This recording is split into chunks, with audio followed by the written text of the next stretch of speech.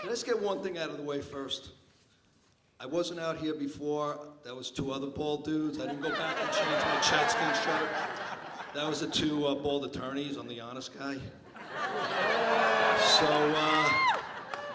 So Christine talked about how you need to write for an hour and a half to get 1 minute of material. The problem is I only wrote for like an hour for like the last 2 months, so I should have wrote for 8 hours, so I got no cheat sheet, I got nothing. I'm flying solo here with no safety net.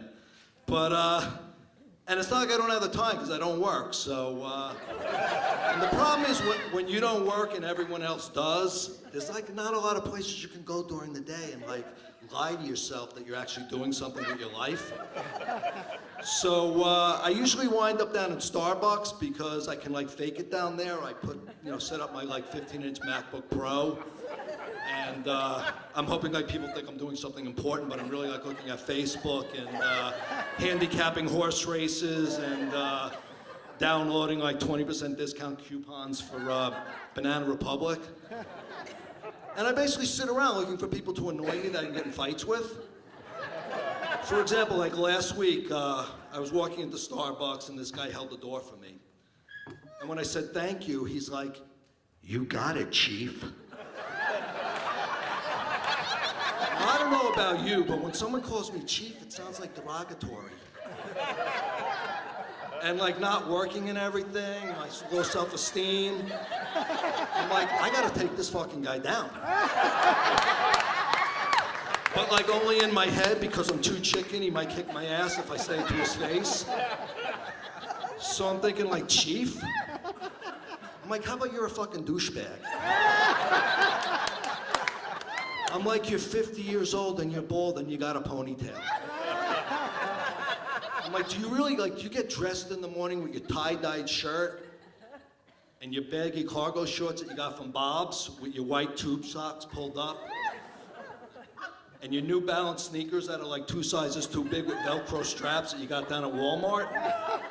Do you like look in the mirror in the morning and say, this is a good look? So there's all kinds that come through Starbucks. So I sit there basically on my laptop and I look at the people coming in and out. There's this one woman, she comes in every day with a brown bag lunch. She sits at the table taking up the free internet bandwidth. I can't download my coupons onto my iPhone because it's too slow now. So she sits there eating her tuna fish on whole wheat, stinking up the whole place. And the last time I checked, Starbucks doesn't sell tuna fish sandwiches. And she never buys anything. There's this other woman, she's like one of those crafters, and she's been working for like 6 months on this fucking needlepoint thing she's doing. And she sits in like the buttery leather couch that I want to sit in, and she spreads all her shit out. She drags this thing in, it's like a fucking tackle box on wheels, there's like 40 drawers.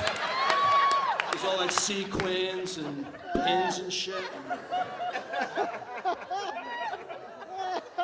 The other day I was in there, right, and I see this guy Gary walking towards me, like, please don't talk to me.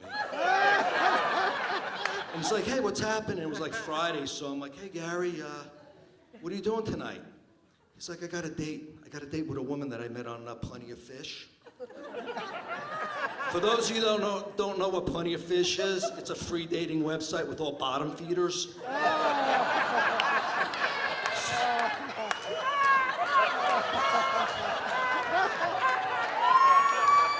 So I'm like, Gary, where are you taking her? Now Gary's like one of those guys that's always talking about the things he's gonna do to women, and meanwhile Gary's 52, he's never been married, and no children, he lives at home with mommy. So I'm like, Gary, where are you taking her? He's like, we're meeting at Monster Mini Golf in Danbury. So when I saw him on Monday, I'm like, Gary, how was that date? He's like, it wasn't that good, she wasn't pretty, and she doesn't know how to play mini golf. But it's okay because it only cost me $10 because I had a Groupon. So I hate the dreaded question, like, Steven, you're in here every day. What do you actually do? What do you do? So I have to come up with like some half truth, and I'm like, I'm an actor. I'm like, Well, I did do two plays over here at the theater barn, so I guess that counts. So I'm like, yeah, I'm auditioning for some roles. I got some projects I'm working on. I can't really talk about them because we're in negotiations. My attorney. They don't have to know that the project, so I got to do Scott Step 1 on my lawn, weed and feed this afternoon, or touch up the trim on my house. I'm working on projects. So I'm a single dad and have a 14-year-old daughter, and we went down to the mall on Saturday. She needed to get her hair trimmed, and I took her to this place, CC Hair Cutters. You ever seen this place? I want you to go down and check this place out. It's by Red Robin. You walk by and you think like it's like a high-end salon. They got all the Paul Mitchell product in the window, but I checked it out. They're all empty. It's just props. And after checking out the people going in and out of this place, I can assure you they're buying Tresemme down at Walmart. You gotta see the people that are working there. You got this one guy, right? He's got the worst toupee I've ever seen. It looks like he's got a prune Danish on his head. I could spot this thing from Macy's.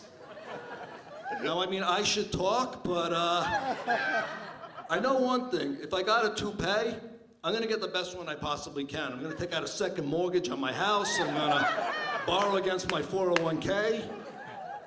I'm not gonna buy something I saw in an ad in like Popular Mechanics. There's this other woman, she can't walk. She's like 70, she's got on those big black orthopedic shoes.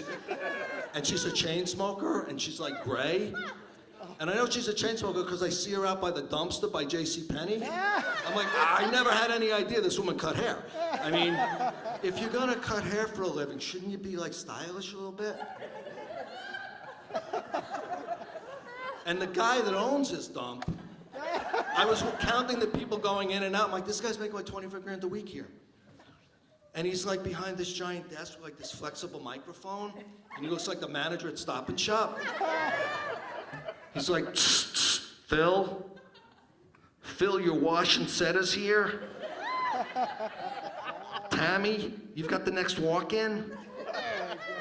Phil, your perm is here. Anyone know where Josephine is? Oh, she's on a break. Josephine, your parole officer is here. All right, I'm out of time. Thank you very much for coming. My name is Steven, but you can call me Chief.